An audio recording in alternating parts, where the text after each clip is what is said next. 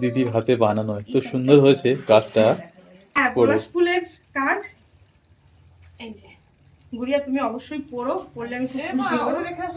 জয় গিরিধারী, জয় শ্রী রাধে। দিদি আজ এসেছিল আমাদের কৃষ্ণকুঞ্জে।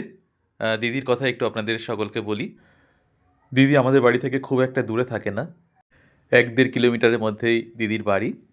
দিদির সাথে আমাদের পরিচয় হয়েছিল লাড্ডু গোপালের মাধ্যমেই। তাদের গোপাল, এই যে মদন মোহন, তার অঙ্গরাগ আমি করেছিলাম প্রায় 2 বছর আগে। সেই থেকে দিদির সাথে আমাদের খুব ভালো সম্পর্ক, একদম নিজের মতো হয়ে গিয়েছে। আসলে ভগবান গিরিধারীর কৃপায় আপনারা সকলেই যেমন আমার নিজের পরিবারের মতো হয়ে গিয়েছেন, তেমনি এমন একজন দিদিকেও পেয়েছি আমি জীবনে।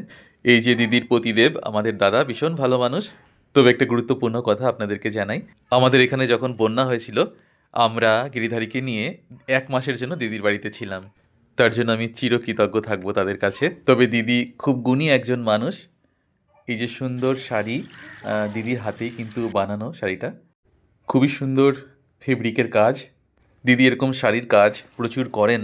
আপনারা যদি দিদির কাছ থেকে এরকম শাড়ি নিতে চান, অবশ্যই আমার সাথে যোগাযোগ করতে পারেন। আমি নিশ্চয়ই দিদির নাম্বার আপনাদেরকে দিয়ে দেবো।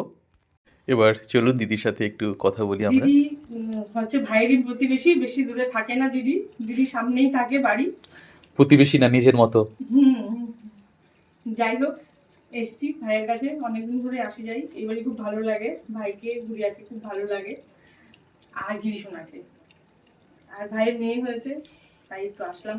ভাইয়ের মেয়ের সাথে দেখা করতে আমি সময় পাই না একদম। তুমি এসেছো, আমরা ভীষণ খুশি, আনন্দিত।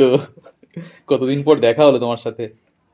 গিফট, এটা হচ্ছে আমার গিরিশোনার জন্য। হ্যাঁ। আর এটা গিরিশোনার জন্য বাহ। আছে। এটা জামা প্যান্ট আচ্ছা, গিরিশোনার। খুব সুন্দর। আর এটা গিরিশোনার বুনুর।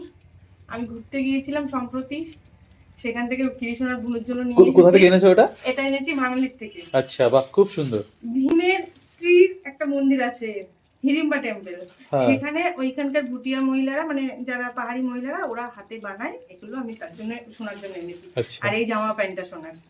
আর বেশ। এটা সোনার মায়ের জন্য, এই শাড়িটা আমি হাতে বানাই। তাই সোনার মাকে, মানে রাধারানীর মাকে আমি এটা দিয়েছি হাতে বানিয়ে। অসম্ভব সুন্দর। দিদির হাতে বানানো এত সুন্দর হয়েছে কাজটা। সামনে বসন্তকাল আসছে, তখন হ্যাঁ, পড়ো। পলাশ ফুলের কাজ। এই যে, গুড়িয়া, তুমি অবশ্যই পড়ো, পড়লে আমি খুব খুশি হব।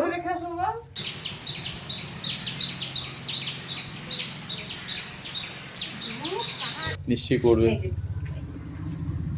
এদিকে গিরিধারীর বোনকে দেওয়া টুপি এবং মোজা গিরিধারী নিজেই পরে বসে আছে। খুবই কিউট লাগছিল গিরিধারীকে। ভগবান দিদির এবং দিদির পরিবারের সকলের মঙ্গল করুক এবং আপনাদের সকলের মঙ্গল করুক। রাধে রাধে।